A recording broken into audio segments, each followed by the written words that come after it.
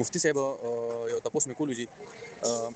یو ملګری دی هغه ته طلب چنګي ورکړ دی خو په پاکستان کې نشته دی نو هغه دا وی یو تاسو دی دا ایوي چې مونږ بل فرض کال پس راځو یو نیم پس راځو پاکستان ته بیا مونږ د دې حقیقت وکړو هغه پورې مونږ یې سره کوو په دې خو مونږ ته څه ګناه یا داسې څه مسله خو پراته نه جوړیږي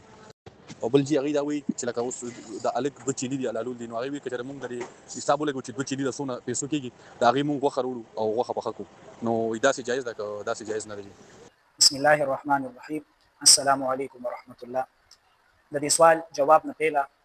خو موږ په دې خبره باندې ځان کوی چې حقیقت دا څه حکم لري. نو حقیقت دا زموږ په مذهب کې یو مسنون او مستحب عمل دی او په دې باندې عمل کول پکار. او حقیقت دې ته ویل کېږي چې انسان د ماشوم په اومه ورځ باندې که الک وي نو داغه د طرف نه 2 چیلي ذبح کی او که جنې وي نو داغه د طرف نه یو چیلې هغه ذبح یا چیلې هغه ذبح. دویم نمبر کار دا کول پکار دی چې د بچي په اومه ورځ باندې هغه ویښته کټ کړی شي او هغه ویښته چاندې سره وتړل شي او څومره قیمت چې داغي جوړیږي د چاندې نو هغه عمر پیسې هغه صدقه کړی شي فقراو ته ورکړي شي. او حدیث پاک نه دا خبره هغه ثابته ده او معلومه ده او حدیث کې دي چې کل غلام رهینه بعقیقه چې هر یو ماشوم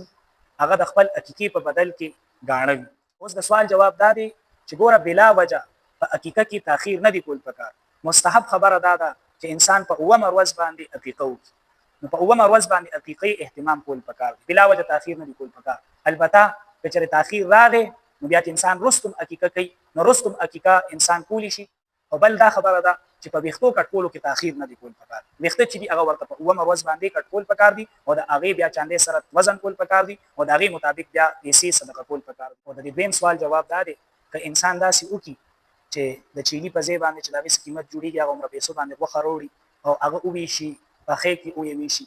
یا داسې ووي شي په دای صورت کې دله به د صدقې کولو ثواب ملو شي خو چې کوم د عقیقې ثواب دی هغه ورته نه ملاويږي هغه ورته علم ملاويږي چې کله دی هغه ساروي هغه ذبح خیر کې ملګرو ته دا پیغام ورکو چې د تاسو داسې شرعي مسایل دي نو دا غي په اړه کې تاسو په کمنټ کې تاسو کولای شئ او دا غرانګي زموږ د واتس اپ ګروپ دی